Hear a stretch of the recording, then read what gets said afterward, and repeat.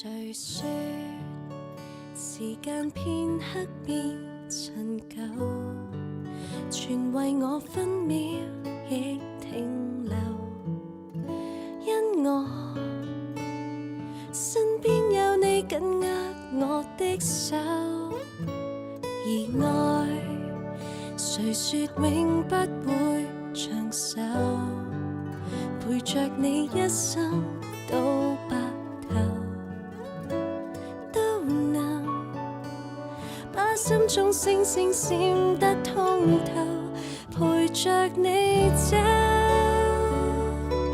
一生一世也不分，天天編出兩雙足印，過千山過千海，如果走到這世界邊端，我倆已是無力前行，跟我一起飛去。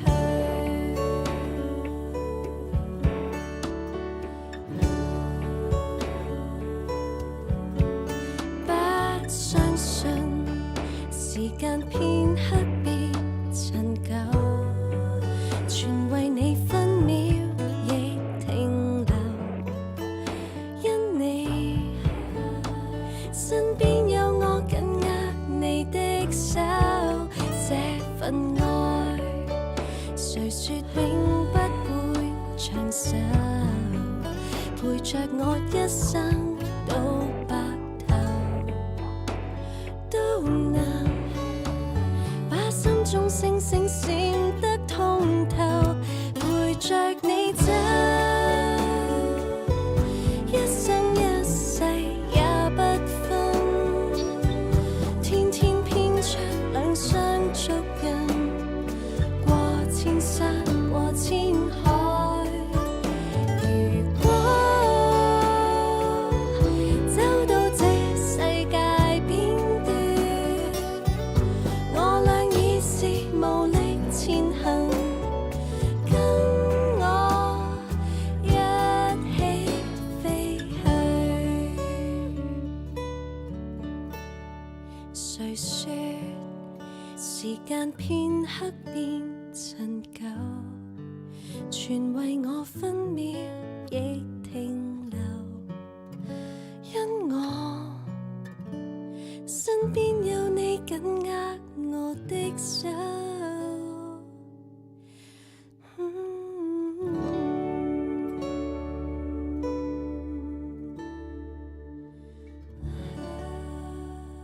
Hello， 跑道路朋友，大家好啊！我係 Candice， 咁咧我係2015年咁認識跑道路啦。我係嗰陣時啱生完 BB， 咁想減磅啫。雖然冇減到磅，但係咧我都係好中意跑步啦。咁而家係加拿大第4年啦，咁真係跑少咗好多咯。加拿大冬天好凍啊，真係凍到鼻哥窿都結咗冰啦。而家係春天，咁可以開始跑步。我係今年參加第4個多倫多嘅半馬啦。咁雖然成績麻麻地，但係我好驕傲自己仲喺度跑緊啦。係跑道路10週年之際，我祝跑道路10週年快樂啦！我都祝大家可以一齊跑，一定可以跑得更加遠。加油 ！You can do it！Hello， 簡 Sir， 跑道路嘅師兄師姐 Philides， 跑道路10週年啦！諗翻起呢，我就喺2016年春季康文署長跑班加入嘅，亦即係呢個跑道路嘅前身啦。咁呢，就我自己就由2015年秋天開始接觸長跑啦。咁嗰年冬天呢，就跑到自己嘅首半馬。咁斷斷續續都跑咗10年啦。咁依家就喺英國呢，就雖然有通脹啊，經濟唔好啊，但係份工都仲 OK 嘅 ，work-life balance 到。至於就仲有冇跑呢？就識我嘅人就唔使問㗎 ，yes 啊！我仲未放棄呢個生涯 PB 嘅。咁雖然跑步係自己一個人獨走嘅運動嚟啦，但係就諗翻起以前大家一齊操跑嘅日子呢，咁個團火又唔會熄嘅。最後就再次祝賀跑道樂10週年快樂，希望大家長跑長有，互助互愛，就最緊要快，唔好急，保持低心率養生，加油！各位大家好啊，我叫Tony，咁我喺2019年參加跑道樂嘅跑班，咁因為嗰時有好多個 Tony 啦，咁簡 Sir 就俾咗個班裏邊嘅代號叫做新通。2022年我同我屋企人移民咗過嚟多倫多，咁我而家夏天都有自己繼續去練跑嘅。咁好多謝龍 Sir 啦，俾個機會我同跑道樂講聲10週年快樂。咁希望嚟緊個10週年咧，咁簡 Sir 會考慮喺多倫多設立佢嘅分店啦。咁希望我可以繼續參加跑道樂嘅跑班活動。多謝。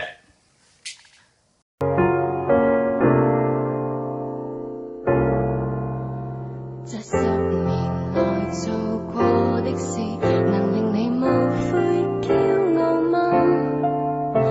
那時候你所相信的事，沒有被動搖吧？對象和緣分已出現，成就也還算不賴嗎？旅途上你增添了經歷，又有讓稜角消失嗎？軟弱嗎？你成熟了，不會失去格調吧？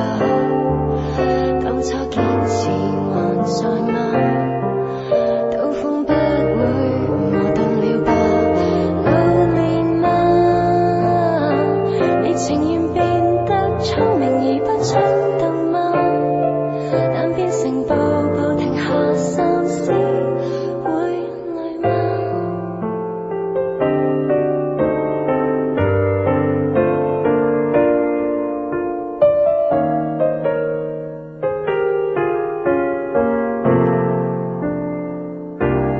快樂嗎？你還是記得你跟我約定吧？區區幾場成敗裏